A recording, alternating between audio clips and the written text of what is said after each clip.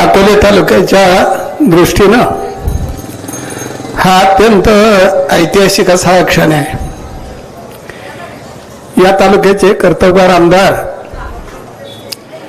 Doctor किरणजी लामटे साहेब यांनी 11 August रोजी तिरंगा जन संवाद यात्रेला सुरुवात केली आणि आज त्याची सांगता होते। खरं म्हणजे सांगतेची ही सभा जशी आहे तशी गेली महिनाभर त्यांनी जी जनसंवाद यात्रा ह्या तालुक्यामध्ये उत्स्फूर्तपणे जनतेने त्याला कळून दिला, साथ दिली आणि म्हणून 2024 ची ही विजयी सभा सुद्धा मी समजतो। अशा या सभेसाठी उपस्थित असलेले आपल्या जिल्ह्याचे राष्ट्रवादीचे अध्यक्ष आमचे मित्र कपिलजी पवार, खरं म्हणजे ज्यांनी 27-28 दिवस आमदारांच्या पाठीमागे खंबीरपणे ही जनसंवाद यात्रा आज सांगतेपर्यंत ज्यांनी शेवट केला ते या तालुक्याचे विचारवंत आमचे मित्र विनयजी सावंत साहेब, आपल्या जिल्हा परिषदचे अर्थ व बांधकाम समितीचे सभापती कैलासराव वागचौरे,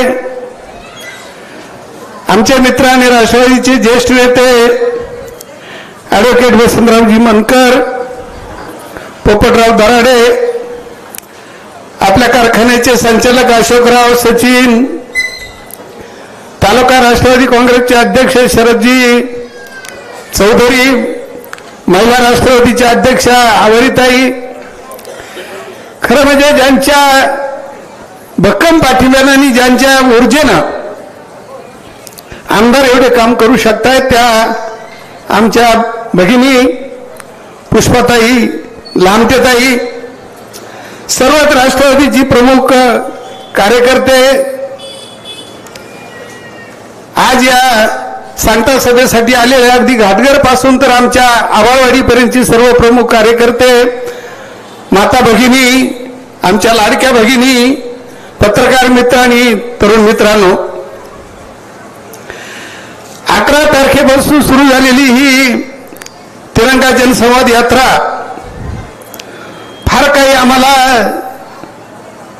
सहभागी होता आलं नाही। ह्या यात्रेमध्ये बाकीच्या कामांची आमदार साहेबांनी खूप मोठी मदत, कारखान्याच्या दृष्टीने मी त्याच्यामध्ये काही कामानिमित्त व्यस्त होतो आणि म्हणून काही गावांमध्ये मी गेलो, परंतु रोज संध्याकाळी या जनसंवाद यात्रेचा कार्यक्रम आम्ही मोबाईलवर, यूट्यूब चॅनलवर सगळं पाहत होतो।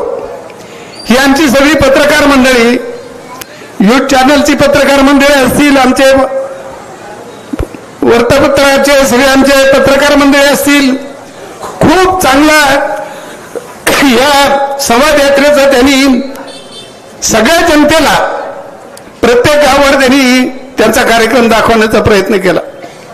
मला आनंद एका गोष्टीचा आहे की गेली महिनाभर जी संवाद यात्रा आमदार साहेबांनी काढली आणि जो उत्स्फूर्तपणे प्रतिसाद, रात्रीचे 12 वाजेपर्यंत सगळी जनता त्यांचं स्वागत करीत होती, याचे एकमेव कारण ह्या तालुक्यामध्ये ही जी काही 2 वर्ष जी गेली, ह्या तालुक्याच्या इतिहासामध्ये सातत्यानं नोंद होईल एवढी मोठी कामं आमदार साहेबांनी ह्या 2 वर्षामध्ये केली आणि खरं म्हणजे त्यांचं अभिनंदन मागेच केलेलं आहे। या राज्याचे उपमुख्यमंत्री, कर्तव्यगार उपमुख्यमंत्री आणि आमच्या सर्वांचे नेते आदरणीय अजितदादा पवार साहेब यांनी महायुतीमध्ये जाण्याचा जो निर्णय घेतला आणि त्या निर्णयाबरोबर या राज्यातले 42 आमदार यांनी पाठिंबा अजितदादा पवार साहेबांना दिला आणि खरं म्हणजे ज्या आमदारांनी अजितदादांना पाठिंबा दिला युतीच्या सरकारमध्ये जाण्यासाठी, खरं म्हणजे दादांनी त्या आमदारांचं त्या तालुक्याचं नंदनवन केलेलं आहे असं मला दिसतंय।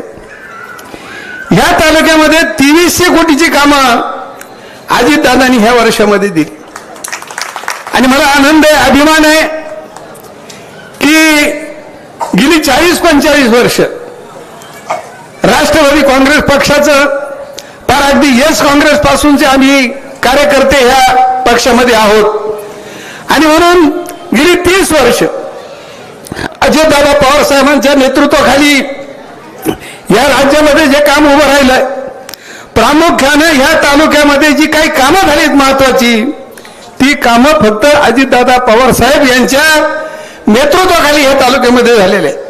मग ते निळवंड्याचं काम असेल, आमच्या पिंपळगाव खानचं धरण असेल, आमच्या या पिंपळगावच्या आमदार साहेबांच्या नेतृत्वाखाली लवकर पुलाचं काम झालं असेल, आमच्या कोथरूडच्या पुलाचं काम झालं असेल, असे अनेक काम आणि अनेक गावांमध्ये जो काही कानुसा घेतो असा काम करणारा आमदार परत या तालुक्याला कधी पहिलाही भेटला नाही, परतही भेटणार नाही. आणि म्हणून अत्यंत मी जवळजवळ 2-3 तास अगोदर राजूरमध्ये आलो. गेली 40-45 वर्षाचा संबंध या राजूरच्या सुद्धा पेठेशी आमचा आहे आणि म्हणून अनेक चहा पाण्याच्या निमित्तानं कैलास, आम्ही वसंतराव, काही व्यापारी मंडळींकडे चहा प्यायला, पण सगळीकडे एकच चर्चा आहे की असा काम करणारा आमदार परत या तालुक्याला मिळणार नाही. आणि म्हणून मला खात्री आहे की 19च्या निवडणुकीमध्ये खरं म्हणजे सावंत साहेब आम्हाला संधी मिळाली नाही, तुम्हाला संधी ती मिळाली, परंतु ह्या निवडणुकीमध्ये ती संधी आम्हाला मिळणार आहे. आणि म्हणून तो आनंद आम्हाला सगळ्या तालुक्यामध्ये आहे की 19च्या निवडणुकीमध्ये सुद्धा लाखाच्या फरकानं तुम्ही निवडून आलात. आणि म्हणून आज आम्ही सगळी मंडळी या तालुक्यातली की एक काम करणाऱ्या माणसाबरोबर, आणि खरं वसंतरावने सांगितलं तसं 45 वर्षात 2-3 आमदार सोडले तर सगळे आमदारांबरोबर आम्ही सक्रिय काम केलेले. आणि म्हणून त्या काळामध्ये 1 लाखाचा निधी त्या गावामध्ये मिळाला तर खूप आनंद आम्हाला व्हायचा. अरे आज आम्ही बघतोय एका गावामध्ये 2-2, 4-4, 5-5 कोटीची कामं प्रत्येक गावावर झाली. आमच्या कारखान्याचा रस्ता 15 कोटी रुपयाची कामं आमदारांनी तिथे पूर्ण कॉन्क्रिटीकरण घेतलेले. आपलं एसटी स्टँड असेल, आपलं बाजारपेठ असेल, अरे कितीतरी कामं, जवळजवळ 2300 कोटीची कामं, ही काही सोपी गोष्ट नाही. आणि म्हणून खरं म्हणजे आम्हाला आनंद आहे की ज्या अजितदादा पवार साहेबांच्या नेतृत्वाखाली आमच्या आमदारांनी त्यांना साथ दिली आणि ती साथ दिल्यानंतर अजितदादा पवार साहेबांनी त्या तालुक्याचं आणि त्या आमदारांचं सोनं केलंय. आणि म्हणून आम्हाला पूर्णपणे काळजी नाही 24च्या निवडणुकीची. सगळ्या तालुक्यामध्ये उत्स्फूर्तपणे अतिशय चांगलं मतदान 24च्या निवडणुकीमध्ये होतील. आणि हा काम करणारा आमदार अजूनही राहिलेली कामं, पुष्कळ कामं, सातत्यानं कामं वाढत असतात. मला सगळ्या या तालुक्यातल्या शेतकऱ्यांच्या वतीने सुद्धा आमदार साहेबांचे आणि दादांचे आभार मी मानलेले. त्या दिवशी आमच्या कारखान्यावर आमच्या रोलरचं पूजन होतं. त्या दिवशी संपूर्ण महाराष्ट्रामध्ये कारखानदारी, साखर कारखानदारी अडचणीमध्ये, अगस्ती कारखाना सुद्धा खूप अडचणीत आहे. मागच्या वर्षाचा सीझन आमदार साहेबांना आम्ही कसा काढला, एवढं मोठं कर्ज अंगावर घेऊन सुद्धा तो पूर्णपणे क्षमतेनं आम्ही तो कारखाना मागचा गळीत हंगाम पूर्ण केला.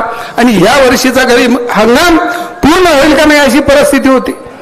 आम्हाला NCDCचं कर्ज गेली वर्षभरापासून आम्ही त्या NCDCच्या कर्जासाठी दादांच्या आणि आमदार साहेब आम्ही दोघंजण अनेक वेळा दादांकडे जाऊन, परंतु त्याच्यातून आमदार साहेबांनी, मी आणि अजितदादा भक्कमपणे आमच्या पाठीमागं भक्कमपणे उभे राहिले आणि 94 कोटी कर्ज NCDCचं या कारखान्याला मिळालं.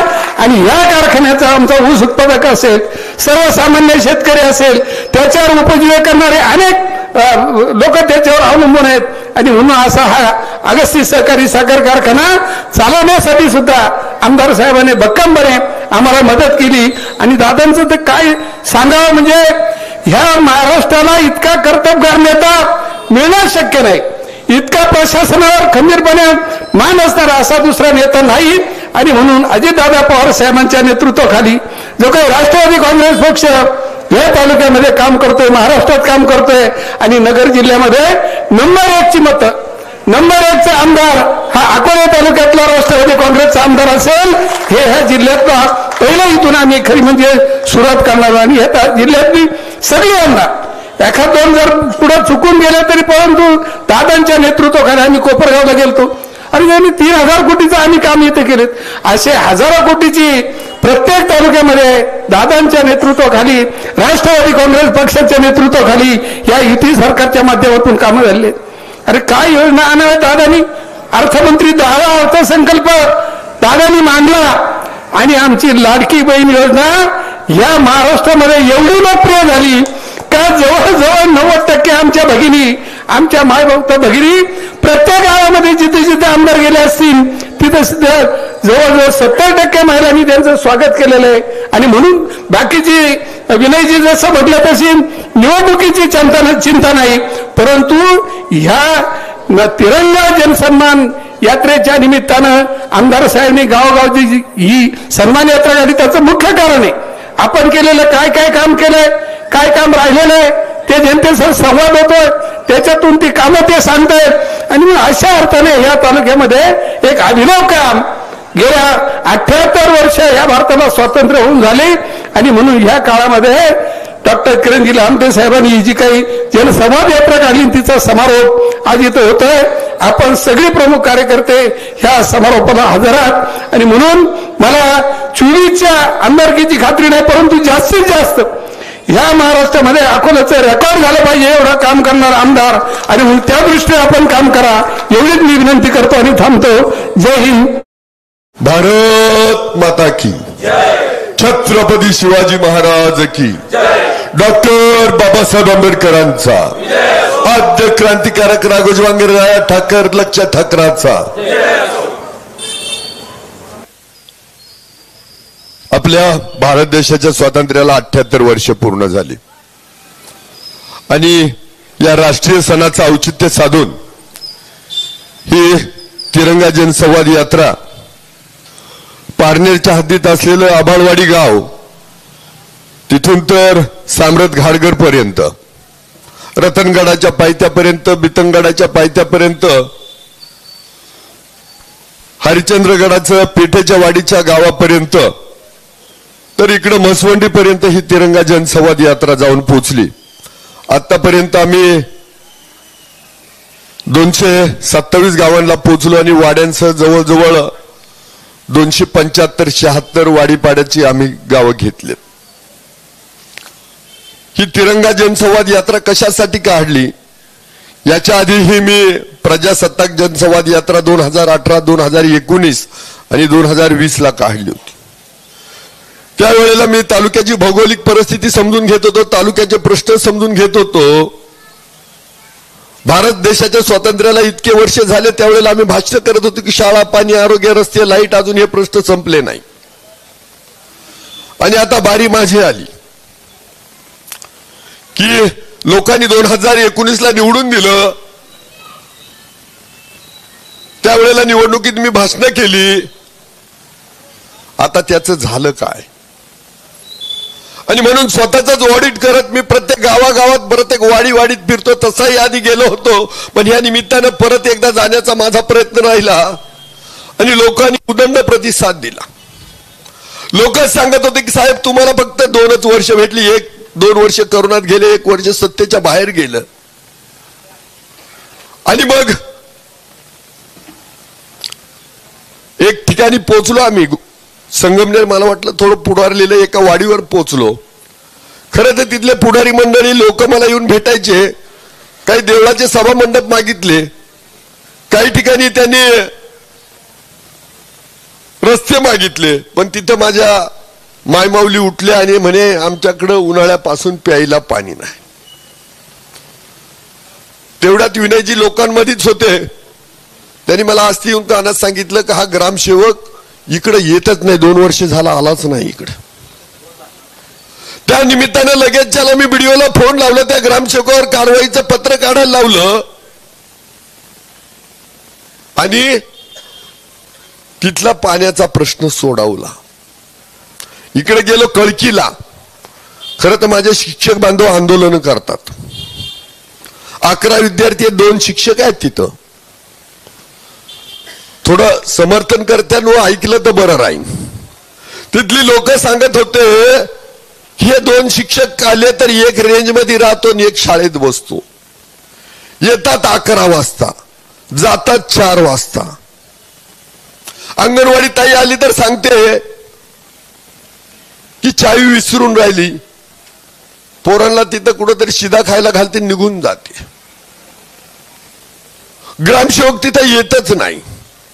मग मला सांगा सरकारची काय चूक आहे? 11 विद्यार्थ्यांना 2 शिक्षक दिले, कारवाई केली, तसे भेटायला मला घाटघरला जो तक्रार करता होता त्यालाच घेऊन आले. तो म्हणे त्यांचा बीपी वाढलाय, त्यांना अटॅक आलाय. पहिली गोष्ट मला असं वाटतं की एखादा साधा भोळा माणूस आहे ना किंवा लहान पोरग पहिल्यांदा बोलतो ते खरं बोलतो. तुम्ही कधी पाहुणे गेले आणि पोराला विचारलं अरे तुझे वडील घरात आहे का? ते म्हणता आहे. आईनं रातून कशाला सांगितलं? मग येतो म्हणतो नाही आता नाही. तर मला वाटतं यांना हे माहित नाही की एकदा किरण लामटेच्या भात्यातला बांध सुटला म्हणजे सुटला, नो माफी. अरे राजकारण कशासाठी करायचं? आणि हे सगळं पाहायला साक्षीदार विनयजी सावंत आहेत जे पुरोगामी चळवळीचे आहेत. बऱ्याच जणांनी त्यांना फोन करून विचारलं अरे कसं काय त्या किरण लामटे बरोबर तुम्ही फिरताय, बरोबर ना? त्यांनी सांगितलं किरण लामटे हा पुरोगामी चळवळीचाच एक कार्यकर्ता आहे, ज्याची विधानसभेची भाषणं जरी ऐकली तर शिव शाहू फुले आंबेडकरांचं, राघोजी भांगरेंचं नाव घेतल्याशिवाय हा माणूस पुढे जात नाही. आणि घरातही बरेच जण आले, तसा कुठला मी कट्टरपंथी. हे सगळं आज खरं तर हे सगळं करण्याचं भाग्य मला तुमच्यामुळे भेटलं. सगळ्यांनी तुम्ही कृष्ण नीती अवलंबली. गायकर साहेब आज तुम्ही ह्या कार्यक्रमाचा अध्यक्ष आहात, एक इतिहास होणार आहे. कृष्ण नीती म्हणजे काय? आता त्यावेळेला आम्ही कृष्ण नीती, आता तुम्ही आमच्यात सामील आहेत. आता आपल्याला अजून एकदा हवं. कैलासराव लोकांनी काय केलं, त्या कृष्णाने त्यावेळेला तो गोवर्धन एकटाही उचलू शकला असता, पण सगळ्या लोकांना सांगितलं तुम्ही काट्या लावा, कोणी बोट लावा, आमचा वाकड्या सुदाम्या सगळे. तसं लोकांनी एक एक बोट लावलं. 1,13,000 जणांनी बोट लावलं, दगड लोटून टाकला. हा इतिहास आहे. सगळ्यात कमी खर्चाचा आमदार काय हो? हे बघा, याची करोडोची किंमत आहे. ज्या सामान्य माणसाने मला मिरवणूक हे पैसे दिले, याची किंमत होऊ शकत नाही. हाच इतिहास त्याही वेळेला झाला.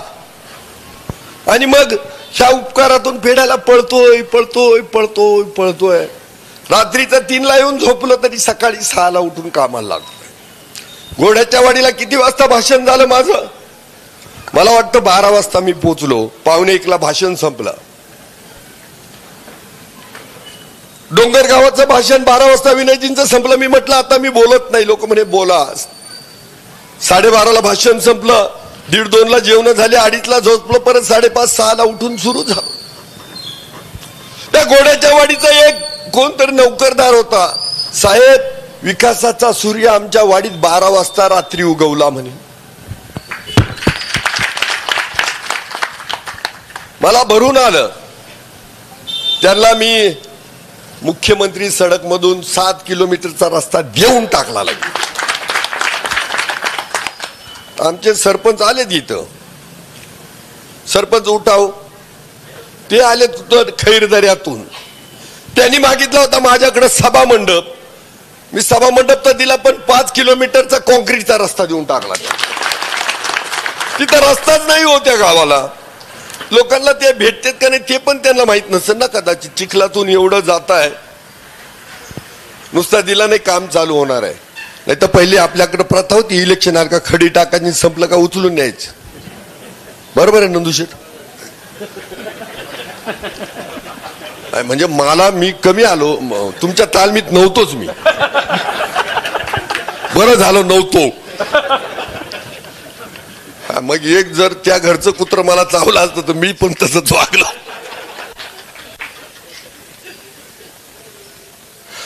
तर असं सगळं त्या खांडगे दऱ्यात 1963 कोण आमदार होतं?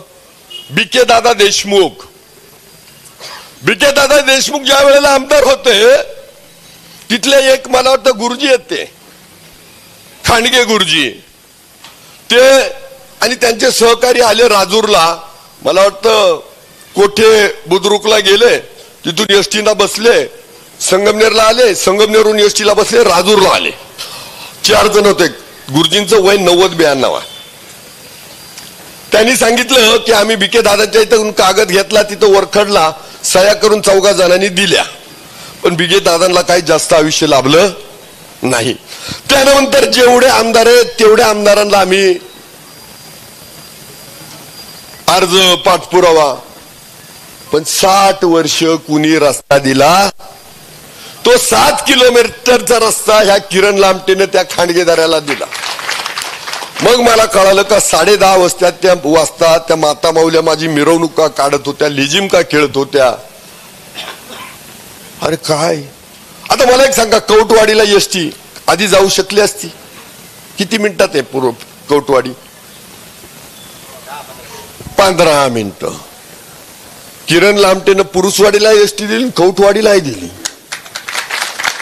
हे जाणून बुजून छळत होते का नाही पोरांना? ती शाळेची पोरं सांगावं कशी कॉम्पिटिशन करायची आम्ही? त्या कौटवाडीवरून यायचं किंवा त्या टास्टेकवाडीवरून शाळेत यायचं, चिखलातून यायचं ते पहिलीचं पोरग. आता काल परवा मी कुठं आपल्या पठारावर गेलतो, नंदाळे पठार,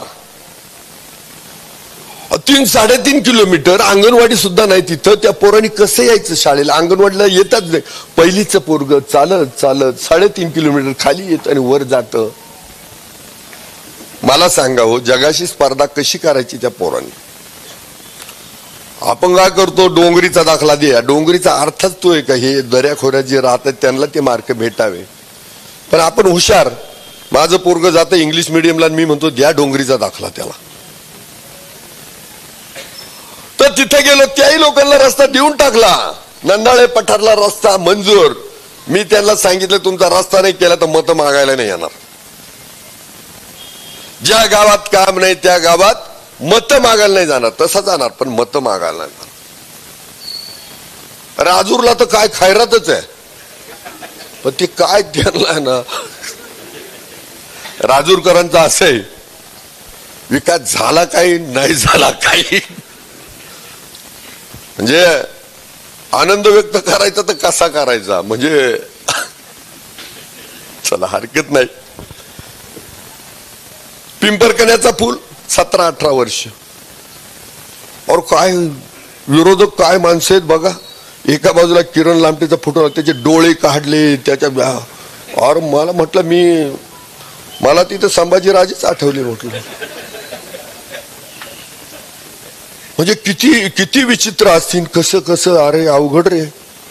बॅनर फाडून राजकारण नाही होत रे.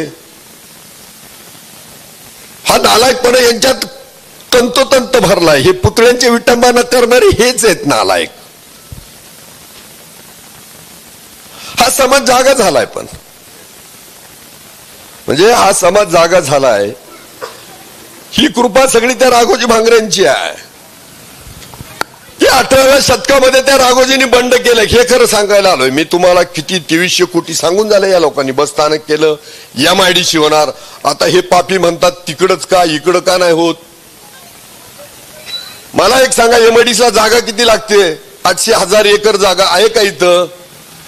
अरे इथल्या त्या MIDCचा सर्वे सुद्धा बीके देशमुखांनीच केला होता 1963ला. शिन्नरच्या आधीचा MIDCचा सर्वे. मला त्याच्या नातवानीच ते त्या डिपार्टमेंटला त्यांनी कागदपत्र आणून दिले. यांनी तिथं प्रायव्हेट सबस्टेशन केलंय. काय प्रायव्हेट सबस्टेशन? परत MIDC कोणाला करताच नाही आली पाहिजे तिथं. बरोबर आहे ना? ते विद्युत सबस्टेशन थोडं लांब पण करता आलं असतं. एवढ्या मोक्याच्या जागेवर नसतं केलं तरी जमलं असतं.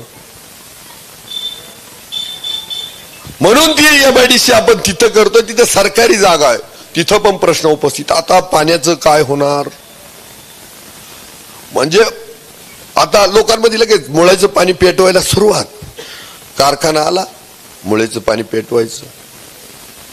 निवडणुका आल्या आता मुळेचं पाणी पितच. अरे माझ्या बापानं घासली आहे ते मुळा बांधताना, आजीदादानं दिलंय ते खालचं धरण. होते त्यावेळेचे नेते जे काही गायकर साहेबांचं, ज्यांनी केलं त्यांना त्याचं श्रेय आहे. पण काही आयुष्यात यांना कधीच लोकांना पाणी नीट देता आलं नाही. मुळा, प्रवरा, आढळा, बरोबर आहे ना. आढळत काय मी आता झालं एक धरण माझं पिंपळाचं, पिंपळदारावाडीचं, आणि तुमचं त्या याचं पण होतं मोरदरीचं, त्यामुळे फरक पडणार. आणि तो उंचीचा प्रश्न आहे, तोही शेतकऱ्यांच्या मदतीने सोडवणार. पण काय तिकडं पिकं जळणं, लोकांना प्यायला पाणी मुळत आहे तसंच, भांडणं, मारामाऱ्या. अरे धंदा काय, पाण्यावर राजकारण. विकलं रे पाणी तुम्ही रे. समान पाणी वाटपात काय केलं तुम्ही? ते पाप किरण लामटेच्या माथी मारते साले. पाप यांनी केली आणि माझ्या माथी मारायची. अरे हिंमत आहे का यांच्यात? जे खाली पाणी घेऊन जातात त्यांना अडवायची हिंमत आहे का आंदोलन केलं सरकारमध्ये असताना? आणि उद्याही सांगतो, पहिली ही माझी मायभूमी अकोले विधानसभा मतदारसंघ, नंतर काय. मध्ये एक प्रश्न तयार झाला. एक नेता म्हणतो किरण लामटेकडून ऊसाला पाणी भरायला गेलाय काय? हरकत नाही त्याला म्हणा, कामाला काय, कामाला तू जर माझ्या तालुक्याचं भलं केलं ना, तुझ्या इथे सालाना राहीन म्हणू, काय अडचण नाही, हाय का नाही. म्हणजे ही जी लोक आहे ना, हे मोठे नेते, यांना गरिबाची लेकरं मोठी झालेली चालत नाही हो. तुम्हाला तुमचा हक्क यांना चालत नाही. हे तुम्ही काही माशीच राहिले पाहिजे. नाही तर शिक्षणाच्या संस्था कधीच ह्या अकोले तालुक्यात मोठ्या आल्या. थोड्या आश्रमशाळांच्या अवस्था पहा, शासकीय आणि बाकी, तुम्हाला वार्ताहरांना चांगलं माहिती आहे, हाय का नाही.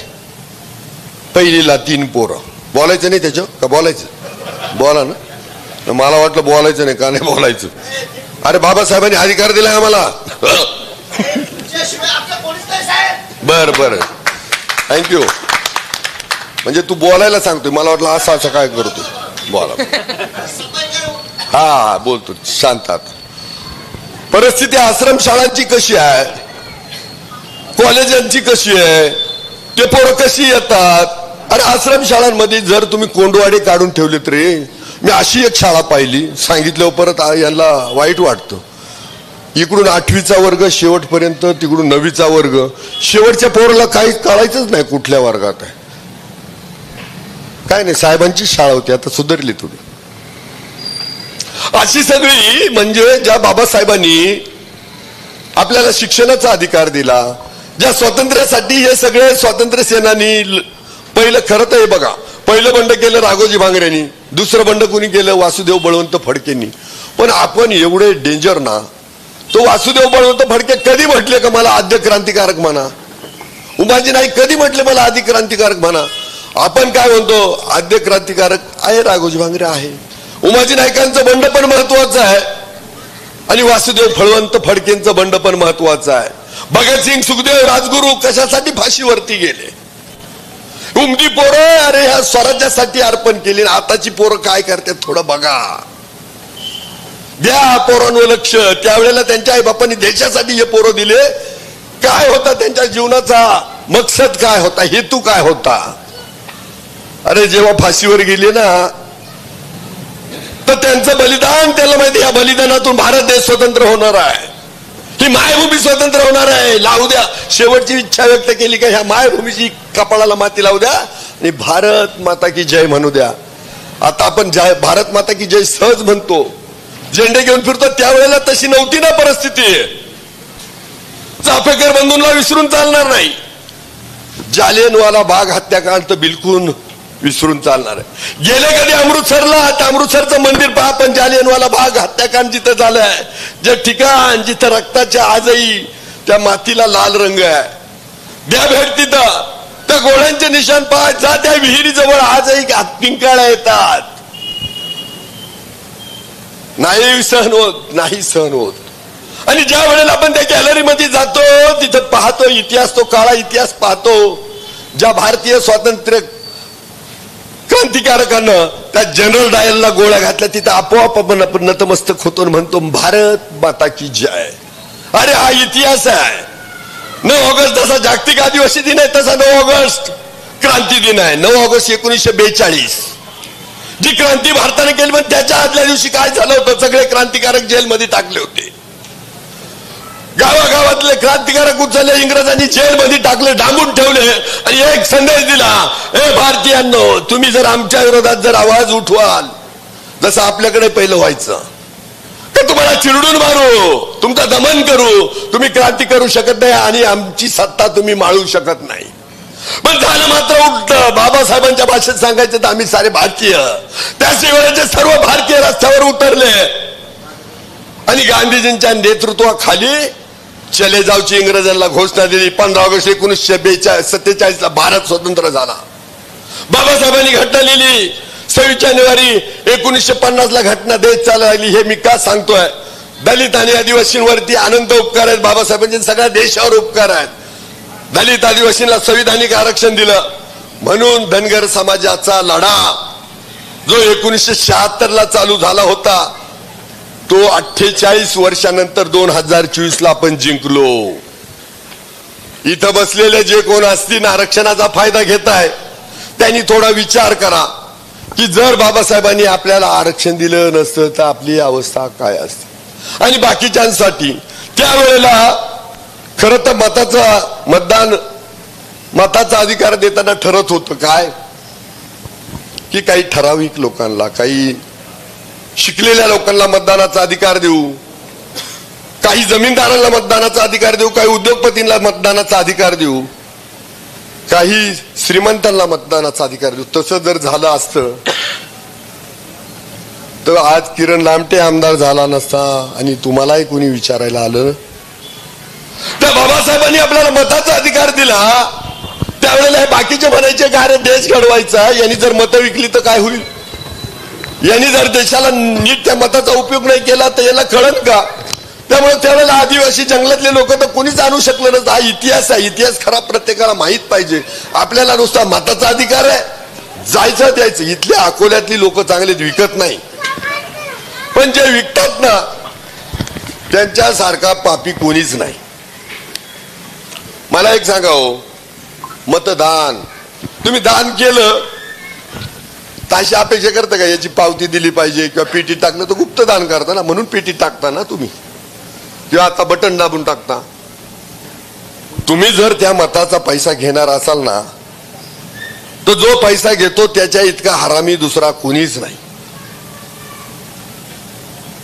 बाबासाहेबांनी ज्या मताचा अधिकार दिला, देशाचा गद्दार त्याच्या इतका मोठा दुसरा कुणीच नाही. हे स्पष्ट बोलण्याचं धाडस करतोय, कारण बाबासाहेबांनी शिकला का वाघिणी सारखा गुरगुरेल हे सांगितलंय. आणि हे सत्य बोलण्याचं धाडस याच्यासाठी आहे की अंधारातला धंदाच करत नाही आपण. म्हणून बाबासाहेबांनी मताचा अधिकार दिला, व्यक्ती स्वातंत्र्याचा अधिकार दिला, हे सगळं दिलं ना त्या बाबासाहेबांनी दिलं. त्या बाबासाहेबांसाठी एकदा टाळ्या वाजवा.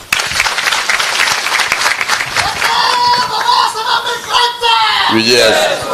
आता सावित्रामाई, मावशी सावित्रामाई माहितीये का? माहिती आहे ना? वडाला फेऱ्या मारल्या नाही ना? सावित्राबाई बोलायचंय ना, तुम्ही कंटाळे असेल तर सांगायचं बरं का, बिलकुल नाही. तुम्ही शांत बसले तसे शब्द नेमकं डोक्यात जाते का डोक्यावरून जाते काय कळलं ना मला. जाते ना डोक्यात. सावित्राबाई ज्या महात्मा फुलेंच्या पत्नी आहेत, हे मी मुद्दाम सांगतोय कारण मला जातीयवाद्यांना चपाराक द्यायची आहे, त्यामुळं तो विषय मला घ्यावा असं वाटला विनायची. की ज्या सावित्राबाईंनी महात्मा फुलेंनी भिडेवाड्यातून पहिली शाळा काढली मुलींसाठी, आणि ती शाळा काढल्यानंतर तिच्या अंगावर त्या पुण्यातले चांगले लोक शेण टाकायला लागले. बरोबर ना? चांगले लोक असंच करतात ना, दगड मारायला लागले, तिला पाणी टाकायला लागले अंगावर. मग ती सावित्राबाई 2 साड्या घेऊन जायची, पण ती वैतागली. महात्मा फुलेंना म्हटली की मी नाही जाणार, हे लोक खूप त्रास देत आहे. तर मग त्यांनी काय केलं, त्यांची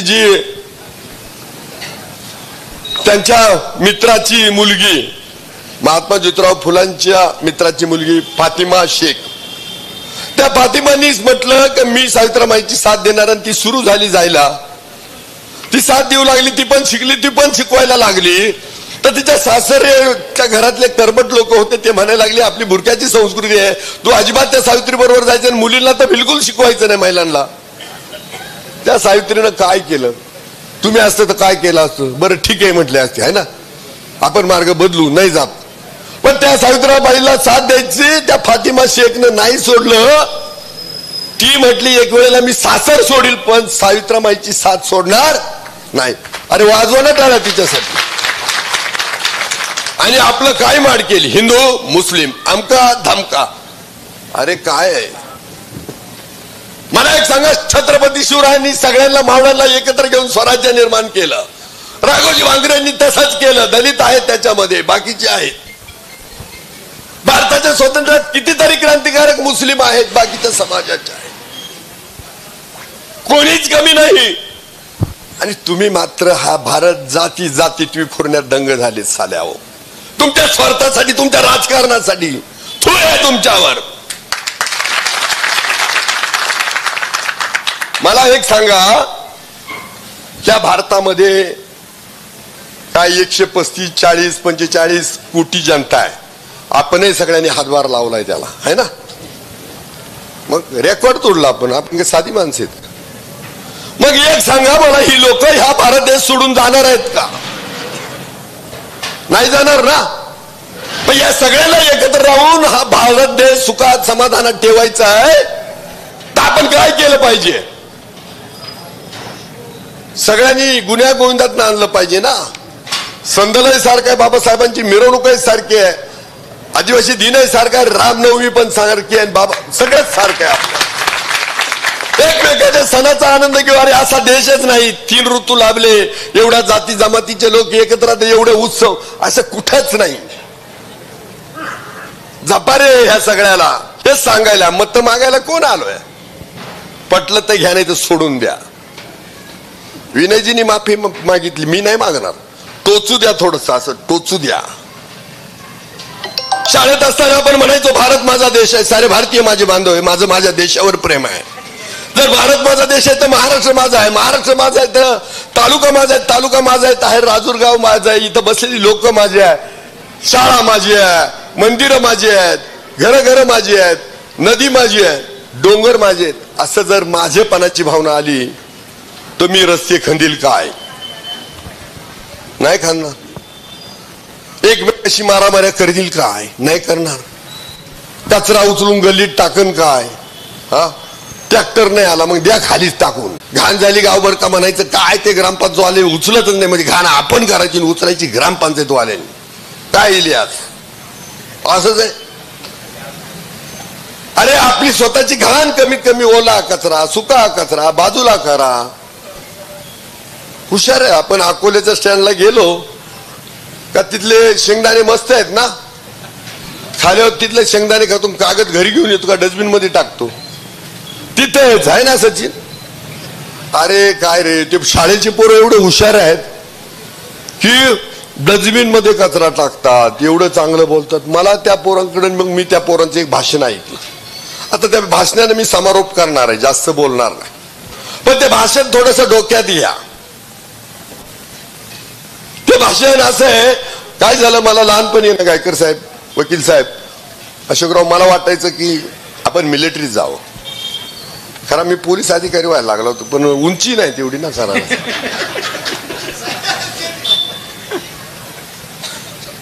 आणि मग मी म्हणायचो अरे आता देशभक्ती कशी जपायची? ठीक आहे चाललंय सेवा अमक धमक. पण त्या मुलीचं भाषण ऐकलं, म्हटलं आपण बरोबर वेवर आहे, बरोबर मार्गावर आहे. ती अशी म्हणाली की देशभक्ती म्हणजे दुसरं तिसरं काही नाही. 10 वर्षाची चिमुरडी सांगत होती, गाव सगळं ऐकत होतं बेलापूरचं 15 ऑगस्टच्या दिवशी. ती छोटीशी चिमुरडी म्हणाली देशभक्ती म्हणजे दुसरं तिसरं काही नाहीये. सैनिकांनी डोळ्यात तेल घालून देशाच्या सीमांचं संरक्षण करावं आणि ते तसं करताय. त्यांची निश्चित देशभक्ती आहे. म्हणून आपण भारतीय सुखाने सण साजरे करू शकतो, दीपावली, होळी, गणपती साजरे करू शकतो, जयंत्या साजऱ्या करू शकतो, कारण त्यांची निश्चिम देशभक्ती आहे. नागरिकांनी तसंच करावं. देशाला समोर ठेवून, देशाचं समर्पण लक्षात घेऊन कार्य नीटकानानं करावं. आम्ही पुढाऱ्यांनी करप्शन न करता आम्ही आपलं काम करावं. पोलिसांनी हप्ते न घेता त्यांचं काम करावं. नागरिकांनी ज्याचं त्याचं काम नीटनेटकेपणानं करावं. शेतकऱ्यांनी त्यांचं काम नीटनेटकेपणाने करावं. हीच देश सेवा आहे. बाकी आणि देशभक्ती आहे दुसरं तिसरं काय. मला मनोमन पटलं आणि अजून ऊर्जा तयार झाली माझी. रात्री 1.5 तास झोपलं तरी चालतं आता. आणि असाच पळतोय अजून पळत राहणार. त्यामुळं निवडणुकीची चिंता, काम काम काम काम करत राहणं. मला एक सांग, जोरात आवाज द्यायचा बरं का. हा, तू नको आवाज देऊ सर. जय भीम. बाबासाहेबांनी आपल्याला पंचशील सांगितलंय. त्या पंचशिलातल्या प्रतिज्ञा पाळा. सगळ्या याच्यावर औषध आहेत माझ्याकडं. आलं का लक्षात. मला एक सांगा, अजित दादांबरोबर मी गेलो, याचा तालुक्याला फायदा झाला का तोटा. हे काला म्हणते हा इकडं गेला तिकडं गेला. घरात झेंडे सापडले तर किती सापडते काय तपासच नाही. उगाच कशाला माझ्या वाट जाता रे. आणलेला निधी तुम्हाला घराभोवतीचे रस्ते, हॉटेलाचे रस्ते सोडून काही सापडत नाही रे. कशाला विनाकारण माझ्या वाट जाता. सुखात जगा, हॉटेल काढा, मोठे व्हा, दारू पाजू नका. नाही तर दारू पाजा म्हटलं तर मग तो थोबडात आणली मी माझ्या. आणि एकदा कधीतरी म्हणा, अरे तरुणांनो निर्व्यसनी राहा, निर्व्यसनी राहा. चौफुल्यावरती जाऊ नका. आमच्या पूर्वजांची खांड गोळा करून आणलेत आम्ही असं सांगा. हिंमत आहे का यांच्यात सांगायची. साले कानात सांगतात आमच्या हॉटेलला या, तुझी व्यवस्था करतो. फटके हाणले पाहिजे यांना.